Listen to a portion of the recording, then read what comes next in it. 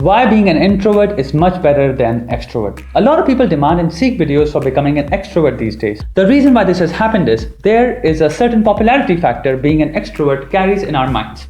Let's first consider this statement that a lot of people feel. My shy nature is such a disadvantage. Take two of the greatest actors in the world, Robert De Niro and Daniel Day-Lewis. Both extremely shy and introverted, and they are performance artists. But how can a person be shy and perform on stage in front of a crowd?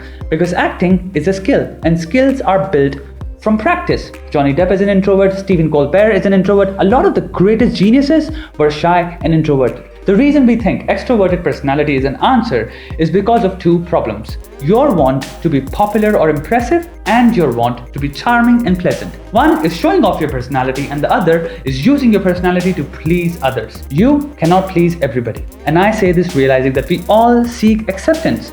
In order to be impressive, find and build your thing. Even a confident, impressive speaker requires immense practice. The problem is we have conflated the word extrovert with coolness. Both are entirely different things. I've already made a video on that. So let's examine behaviorally what is more advantageous, being extrovert or the other. Take three simple basic observations. Being an extrovert has nothing to do with intelligence. 2. Humans majorly want acceptance from people. 3. If one tends to express themselves easily, their emotions get expressed as well. Combine these three and you get a person who is readable. What you're doing is exposing your behavioral patterns for everyone to see, and your weaknesses are exposed.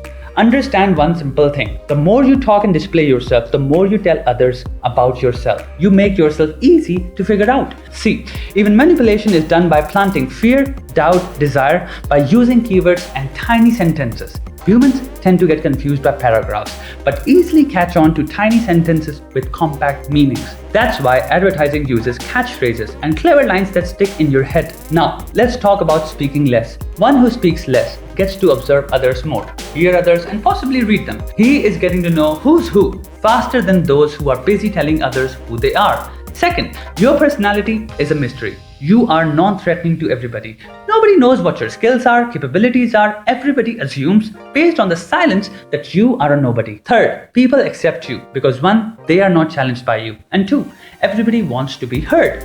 Therefore, what we learn is one personality engages in the display of their strengths and weaknesses, and the other is a mystery.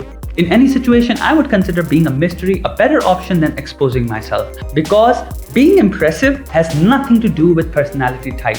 It has everything to do with what skills you have, your product, your store of knowledge. Basically, content. To talk a lot or express yourself is not a skill, it is a behavioral trait. Therefore, it isn't impressive when devoid of impressive content. For example, I am an extrovert and I choose silence over announcing my existence in every room I enter. I look for data, information, and anything I can find on anybody. So I remain quiet and observe. If you want to get ahead of people, you'd want to know everything about them and them to know nothing about you. Be as non-threatening as you can be as nice as you can be. People like quiet people because they think they are either weak or nice. Use that. It's such a great common misunderstanding. So, when do you strike? At the moment of opportunity. Then you show who you are. Learn from animals as much as you can. Hunting animals know how to brilliantly camouflage themselves and store their energy. They use it in their attack. Make a display when there is something at stake. Otherwise, listen and smile, listen and smile. What are the two greatest wants people subconsciously have? The insatiable want to be heard by others and be accepted. Two simple actions fulfill them both, listening and smiling.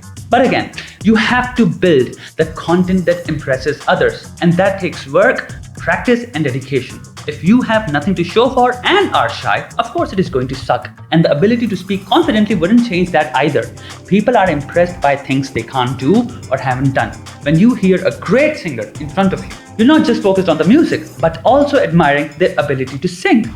You are impressed by a thing you haven't done, which requires a lot of hard work. It's that simple. Whether they are introvert or extrovert doesn't even cross your mind. So, what do you have to show for? If you want to be impressive, to be accepted, develop yourself so you become what others aren't.